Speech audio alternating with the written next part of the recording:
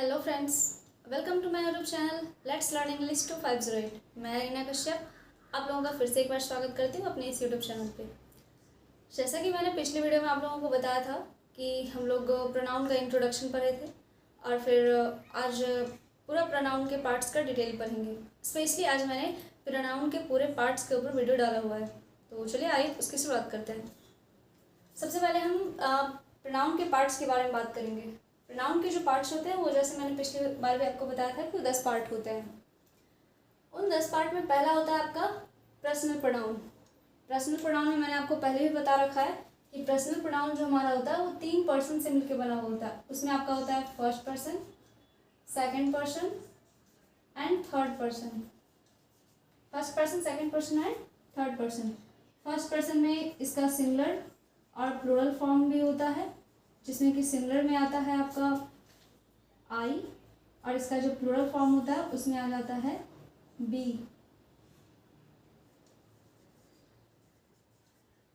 फिर सेकंड में यू होता है और यू ही रह जाता है। थर्ड में आ जाता है ही, सी, इट एंड दे।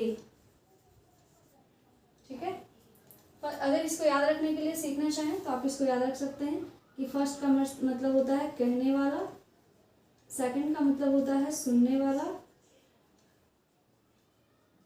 और थर्ड का मतलब होता है जिसके बारे में कहा जाए।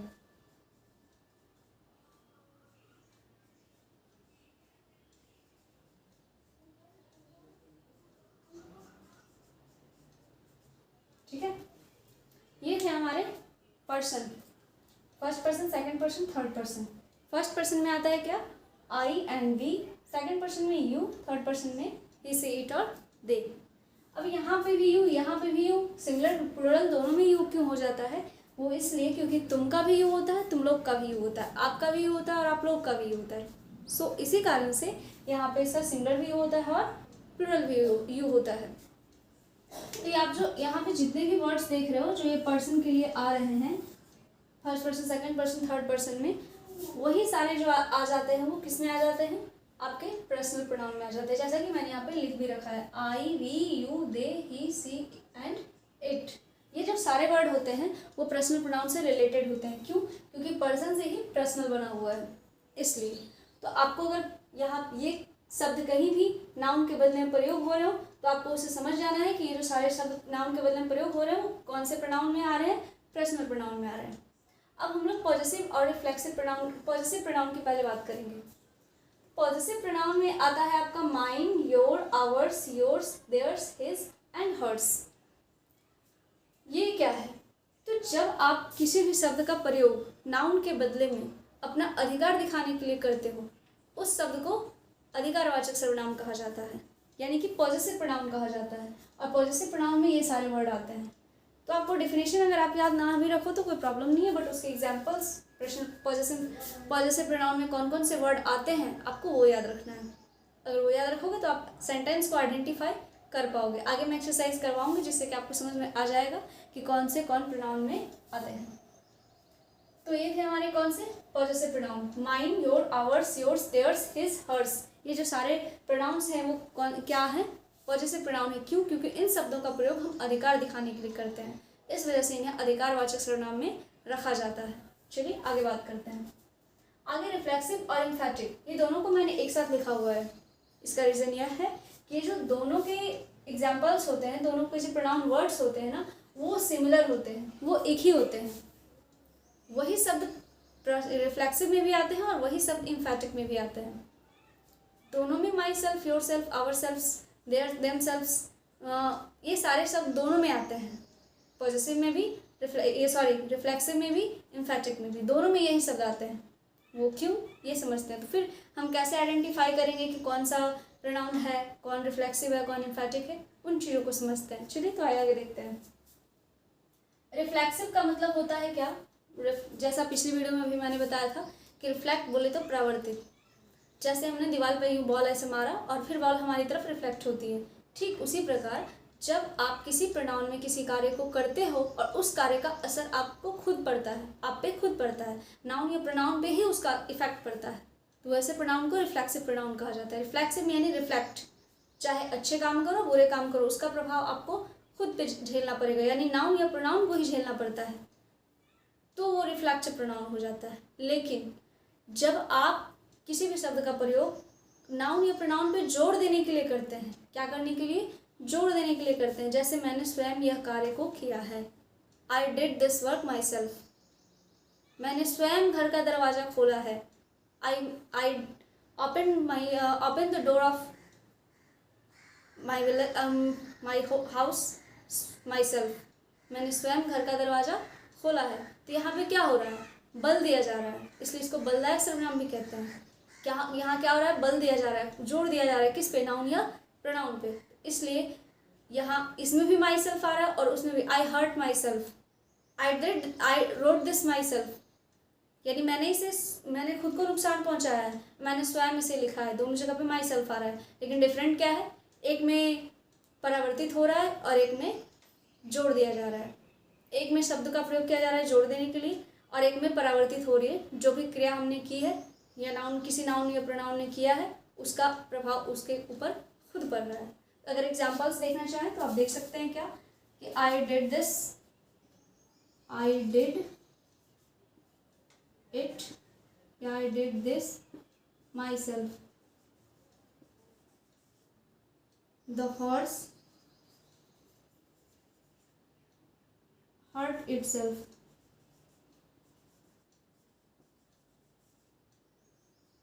यहाँ पे अगर आप एग्जाम्पल देखना चाहो तो आप देख सकते हो, the horse hurt itself, I did this myself, मैंने इसे स्वयं किया है, यहाँ पे ये इम्फेटिक में चला जाएगा और यहाँ पे ये रिफ्लेक्सिव में चला जाएगा। ठीक है, यह डिफरेंस होता है दोनों। अब हम डिमोन्स्ट्रेटिव प्रोनाउन की बात करेंगे। डिमोन्स्ट्रेटिव प्रोनाउन से हमारा तात्पर्य है संकेतवाचक सर्वनाम, यानी कि जब हम किसी शब्द का प्रयोग किसी चीज़ को सूचित या इंगित करने के लिए करते हैं तो वो डिमोन्स्ट्रेटिव प्रोनाउन में होता है। और वैसे शब्द केवल और केवल 4 हैं, वो कौन है, तो that, this, that, this, those, इन 4 शब्दों के द्वारा हम किसी भी नाउन को या प्रोनाउन को सूचित या इंगित करते हैं। चलिए इंडेफिनिट की ओर देखते हैं। Somebody, anybody, some, all, none, many, one, man, मतलब जितने भी इस तरह से जिसका कि जो नाउन या प्रोनाउन है वो क्लियर नहीं है, राम ने यह कार्य किया, यहाँ पे क्लियर है, नाउन जो है वो निश्चित है कि यह कार्य किसने किया है, राम ने किया है। ही डिड दिस वर्क, उसने यह काम किया, यहाँ पे किसने किया, उसने किया, यह फिक्स है। लेकिन somebody has stolen my pen, किसी ने मेरी कलम चुराई है, किसने चुराई है पता नहीं, निश्चित नहीं, कोई निश्चित व्यक्ति नहीं है, बस somebody has stolen my pen, यानी कि किसी ने मेरी कलम चुराई है, पर किसने चुराई है मुझे पता नहीं है। तो ऐसे में क्या आ जाएगा, इंडेफिनिट प्रोनाउन। ठीक है, कब, जब किसी भी शब्द का प्रयोग किसी अनिश्चित व्यक्ति के लिए किया जा रहा हो, इस वजह से इसे अनिश्चित वाचक सर्वनाम कहा जाता है, क्योंकि यहाँ पे जो नाउन या प्रोनाउन रहता है वो निश्चित नहीं रहता और उसमें कैसे शब्द आते हैं, उसमें somebody, anybody, some, all, many, one, any, इस तरह के शब्द आते हैं, क्योंकि ये जो सारे शब्द हैं इसमें निश्चितता का बोध नहीं हो रहा है। चलिए आगे देखते हैं डिस्ट्रीब्यूटिव प्रोनाउन। डिस्ट्रीब्यूटिव प्रोनाउन में केवल 3 शब्द आते हैं, कौन कौन, each, other, neither, each, other और नेदर, ये 3 शब्द आ रहे हैं। इच का मतलब सभी, अदर का मतलब 2 में से कोई एक, नेदर मतलब या तो एक नहीं तो कोई नहीं। ठीक है, तो इन सभी शब्दों का प्रयोग जब किसी वाक्य में हो तो वो डिस्ट्रीब्यूटिव प्रोनाउन में जाता है, ये भी कोई फिक्स नहीं है, लेकिन जब इन शब्दों का प्रयोग होता है तो वो किस में आ जाता है, डिस्ट्रीब्यूटिव प्रोनाउन में आ जाता है। केवल आपको ये सारे याद रखना है, कौन सा प्रोनाउन है, कौन सा उस प्रोनाउन का कौन सा वर्ड है, इससे आप प्रोनाउन के ऊपर समझ बना पाओगे। अब रेसिप्रोकल प्रोनाउन की बात करेंगे। ईच अदर, वन अनदर, केवल यही 2 शब्द आते हैं। रेसिप्रोकल में कितने शब्द आते हैं, ईच अदर, वन अनदर, केवल 2 शब्द, कौन कौन, ईच अदर, वन अनदर, केवल यही 2 शब्द आते हैं। We are made for each other, हम दोनों एक दूसरे के लिए बने हैं। वी लव वन अनदर, हम एक दूसरे को प्यार करते हैं। इस तरह से जो सेंटेंसेस में ईच अदर, वन अनदर प्रयोग किए जाते हैं किसी नाउन या नाउन के बदले में, तो वो किस में आ जाते हैं, वो रेसिप्रोकल में आ जाते हैं। चलिए आगे बात करते हैं रिलेटिव प्रोनाउन। रिलेटिव प्रोनाउन का मतलब संबंधवाचक सर्वनाम। संबंधवाचक से हमारा तात्पर्य क्या है कि हु, विच, हुम, दैट, व्हाट, इन सभी शब्द का प्रयोग एक वाक्य से का संबंध दूसरे वाक्य के साथ स्थापित करने के लिए किया जाता हो। किस लिए किया जाता हो, एक वाक्य का संबंध दूसरे वाक्य के साथ स्थापित करने के लिए किया जाता हो। फॉर एग्जाम्पल कि अगर हम यहाँ पे लिखें this is the house that I want to bye.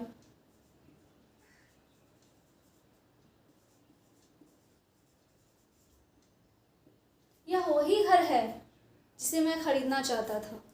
ठीक है, यह वही घर है जिसे मैं खरीदना चाहता था। यहाँ पे ये जो this is the house I want to buy, मैं खरीदना चाहता हूँ।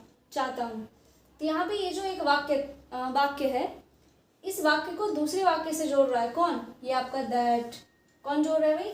तो ये आपका दैट एक वाक्य को दूसरे वाक्य से जोड़ रहा है। किस वाक्य को? दिस इज द हाउस, यह वही घर है। आई वांट टू बाय, मैं खरीदना चाहता हूँ।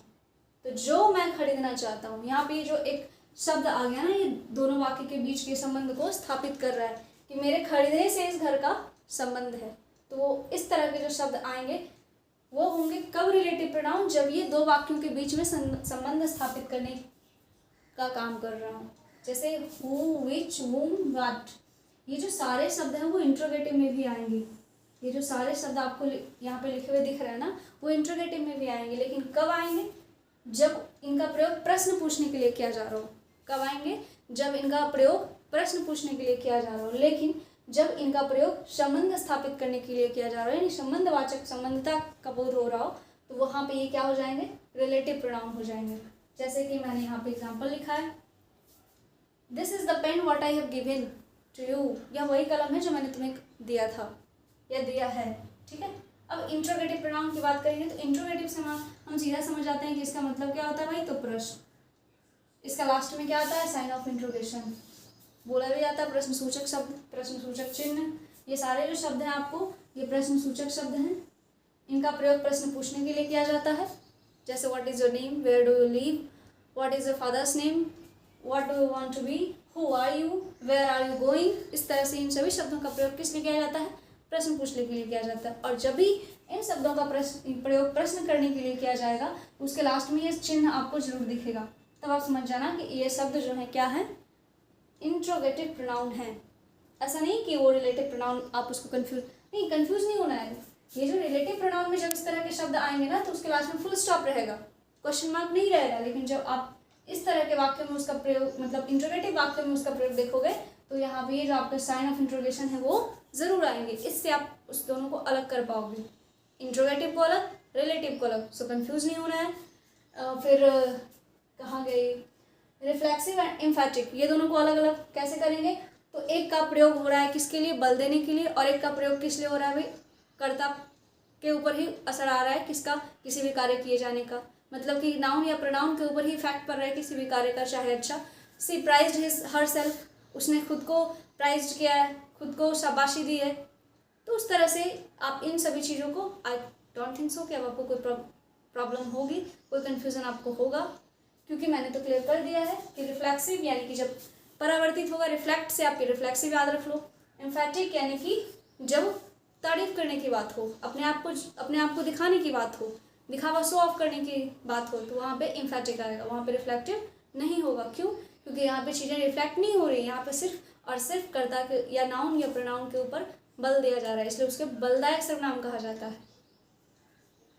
चलिए आगे देखते हैं। यहाँ पे ये जो 10 के 10 प्रोनाउन थे उन्हें हमने समझा। अब लास्ट में हम एक नोट समझेंगे क्या, कि जब प्रोनाउन वर्ड्स के ठीक बाद कोई नाउन रहे तो वाक्य प्रोनाउन ना होकर एडजेक्टिव हो जाता है। फॉर एग्जाम्पल, कि अगर यहाँ पे रहेगा कोई ऐसा शब्द लेते हैं हम जिसका कि हम जैसे यहाँ पे कोई एग्जाम्पल लेते हैं हम, जैसे your,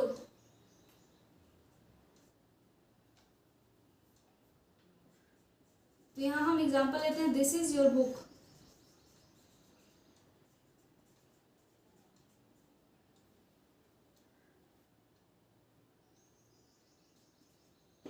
this is your book, तो आप यहाँ पे देखोगे ये प्रोनाउन वर्ड है, लेकिन उसके जस्ट बाद क्या आ रहा है? बुक आ रहा है। लेकिन हालांकि ये प्रोनाउन वर्ड नहीं है, क्योंकि इसके बाद ऐसा लगेगा तब प्रोनाउन वर्ड होगा। लेकिन अगर हम यहाँ पे सीधा लिख देते हैं दिस बुक इज हिज, या दिस इज हिज बुक,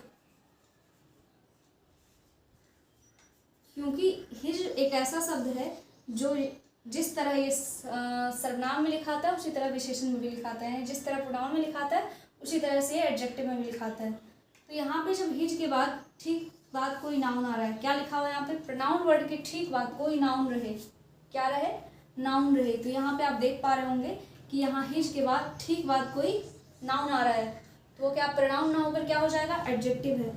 यानी कि यहाँ पे हिज क्या है, वो एडजेक्टिव है। इस हिज को आप प्रोनाउन ना समझें, क्योंकि यहाँ पे प्रोनाउन वर्ड के बाद नाउन है, इसलिए एडजेक्टिव है। ठीक है, उसी तरह से कहीं भी आपको कोई प्रोनाउन वर्ड दिखे लेकिन उसकी ठीक बाद कोई नाउन रहे तो वो क्या हो जाएगा, एडजेक्टिव हो जाएगा, वो प्रोनाउन नहीं होगा। तो ये था एक पूरा का पूरा प्रोनाउन का चैप्टर जिसे हमने ख़त्म किया, और मैंने बहुत ही कम समय में आपको बहुत कम समय का नुकसान करते हुए बहुत शॉर्टकट में इसे समझाने का प्रयास किया है, क्योंकि हमें रटना नहीं है, चीज़ों को लंबा नहीं लेके जाना है, उसे पूरा एकदम फास्ट नहीं बनाना है, लाइटली समझना है, उतना डीपली नहीं जाना है कि डेफिनेशन रट्टा मार रहे हैं, नहीं, डेफिनेशन रटने की कोई आवश्यकता नहीं है। बस आप क्या रटो, प्रोनाउन के नाम से याद रखो और उसके कौन कौन से वर्ड हैं, प्रोनाउन वर्ड क्या है वो याद रखो।